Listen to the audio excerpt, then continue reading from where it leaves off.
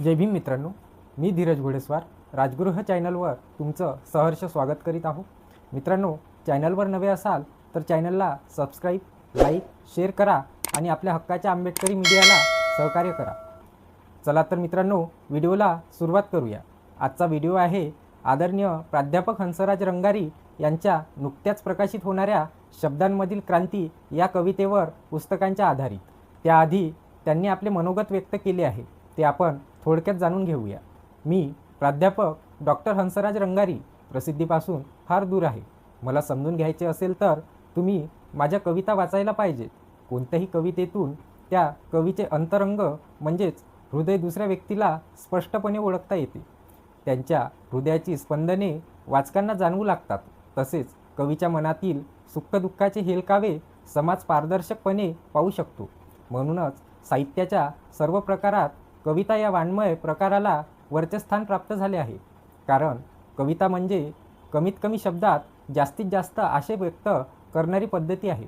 मी फार कमी बोलतो पण जास्त लिहू शकतो। माझ्या शब्दांमधील क्रांती हा प्रथम कविता संग्रह प्रकाशित होताना मला अतिशय आनंद होत आहे।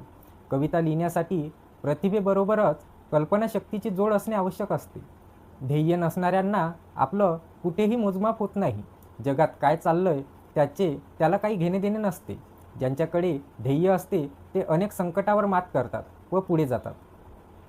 माझ्या समोर ध्येय आहे, त्यामुळे अनेक संकटावर मात करून मी इथपर्यंत पोचलो आहे। लहानपणापासून आपण एक वाक्य ऐकतो, बोलताना नेहमी शब्द जपून तोलून मापून बोलायचं। आपल्या बोलण्याचा कोणाला त्रास झाला तर त्याला तलवारीच्या घावापेक्षा त्या शब्दाचा त्रास होतो। आज आपल्या देशात धार्मिक असहिष्णुता वाढतच चालली। देशातील विविधता, बहुसंस्कृतीता नाकारण्याचा प्रयत्न होत आहे। धर्म, संस्कृती यांच्यातल्या विविधतेने समृद्ध असलेला देश हे आपली ओळख पुसण्याचा प्रयत्न सुरू आहे। आणि म्हणूनच काय बोलावं, याचबरोबर काय लिहावं, काय वाचावं यावरही बंधन येताना दिसायला लागलीत। बोलण्याची शक्ती हे निसर्गाने फक्त मानवालाच दिलेली वरदान आहे।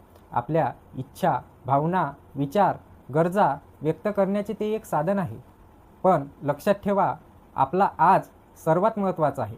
त्यामुळे भूतकाळातील वाईट आठवणीमुळे तसेच भविष्यकाळातील चिंतेमुळे कोणाचा आज खराब होता कामा नये। वेळात वेळ काढून घराघरात संवाद झाला पाहिजे।